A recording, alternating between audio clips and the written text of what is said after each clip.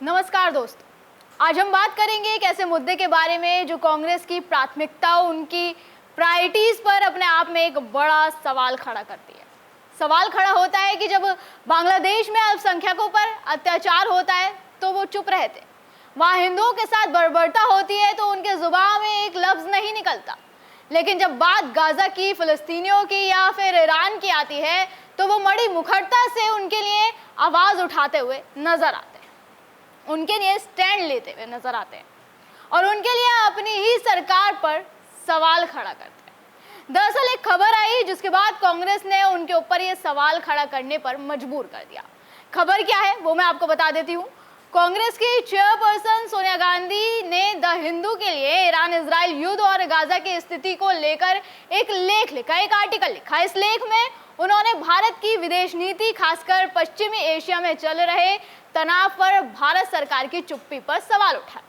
इस आर्टिकल को अपने एक्स हैंडल पर साझा किया कांग्रेस अध्यक्ष मल्लिकार्जुन खड़गे ने। जैसे कि आप पीछे देख सकते हैं, ये मल्लिकार्जुन खड़गे का एक्स हैंडल, जिससे वो अपना एक पोस्ट साझा करते हैं और लिखते हैं कि sharing an excerpt from CPP chairperson Shrimati Sonia Gandhi ji speech in the Hindu today elucidating and reiterating the Congress party's stand on our foreign policy। मतलब वो ये कहना चाह रहे हैं कि उन्होंने इस लेख में पश्चिमी एशिया में हमारी जो विदेश नीति है उस पर कांग्रेस का जो रुख है, उसका जो स्टैंड है, उसको साफ किया है, उसको दोहराया है। उनका इस पोस्ट के जरिए कहने का मतलब है, साथ ही साथ उन्होंने जो भी सोनिया गांधी ने अपने आर्टिकल में लेख लिखा है उसका अब अपनी भाषा में पूरा विवरण दिया है। और ये आर्टिकल आप देख सकते हैं, इसी आर्टिकल के साथ मल्लिकार्जुन खड़गे, कांग्रेस अध्यक्ष मल्लिकार्जुन खड़गे ने ये पोस्ट साझा किया, जिसमें आप देख सकते हैं इसमें लिखा है कि it is not too late for Indians voice to be heard. ये सोनिया गांधी का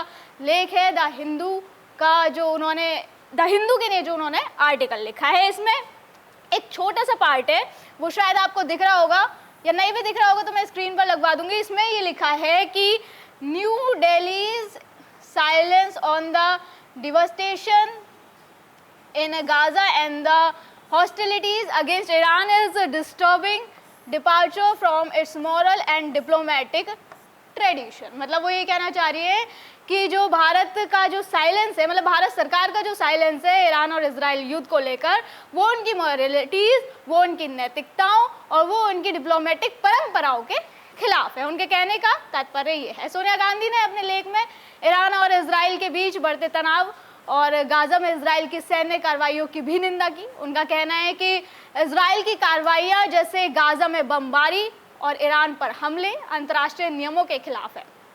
साथ ही उन्होंने भारत सरकार के इस मुद्दे पर चुप्पी को गलत बताया। उनके अनुसार भारत की चुप्पी देश की पुरानी नैतिक और कूटनीतिक परंपराओं के खिलाफ है। जैसे कि मैंने अभी आपको ये पढ़ के सुनाया, जिसमें भारत हमेशा शांति और बातचीत की वकालत करता रहा है। भारत सरकार की चुप्पी की बात करने वाली ये पार्टी जब खुद बांग्लादेश जैसे मुद्दे पर चुप्पी साधे रहती है, फिर उसका क्या? इसके अलावा मैं आपको बता दूं, इसके अलावा सोनिया गांधी इस आर्टिकल में लिखती है कि ईरान भारत का पुराना दोस्त रहा है, दोनों देशों के बीच गहरे ऐतिहासिक और सांस्कृतिक रिश्ते हैं। उन्होंने उदाहरण दिया कि 1994 में ईरान ने संयुक्त राष्ट्र अमेरिका में कश्मीर मुद्दे पर भारत के खिलाफ प्रस्ताव को रोकने में मदद की थी। साथ ही भारत और ईरान के बीच व्यापार और रणनीतिक सहयोग जैसे चाबहार बंदरगाह परियोजना भी महत्वपूर्ण है। सोनिया ने यह भी कहा कि पिछले कुछ दशकों में भारत और इजराइल के बीच रणनीतिक और सैन्य संबंध मजबूत हुए हैं। ये भारत को एक खास स्थिति देता है जिससे भारत पश्चिमी एशिया में शांति के लिए मध्यस्थ की भूमिका निभा सकते हैं। लेकिन वर्तमान सरकार ने इस मौके का उपयोग नहीं किया। गाजा में आम नागरिकों की मौत और बुनियादी ढांचे का नुकसान बहुत दुखद है। वो चाहती है कि भारत इस मानवीय संकट पर अपनी आवाज उठाए और शांति की दिशा में काम करे। कुल मिलाकर उनके मुताबिक गाजा में हो रही तबाही और ईरान पर इजराइल के हमलों पर भारत का चुप रहना गलत है। भारत को खुलकर बोलना चाहिए और शांति के लिए कूटनीतिक प्रयास करने चाहिए। लेकिन सवाल यही कि जो सोनिया गांधी ईरान इजराइल युद्ध पर लेख लिखती हैं, गाजा में मानवीय संकट पर बोलती हैं, लेकिन जब बात बांग्लादेश में हिंदुओं पर अत्याचार की आती है तब कांग्रेस और सोनिया जी कहां गायब हो जाते हैं। वो भारत की विदेश नीति पर सवाल उठाती हैं, शांति की वकालत करती हैं, लेकिन बांग्लादेश में जब मंदिर तोड़े जाते हैं, हिंदू महिलाओं पर अत्याचार होता है तब उनकी आवाज क्यों नहीं उठती। देखिए, अब इस खबर को लेकर जो है सब मीडिया रिपोर्ट्स आनी शुरू हो गई हैं। ये एबीपी की रिपोर्ट आप मेरे पीछे देख सकते हैं।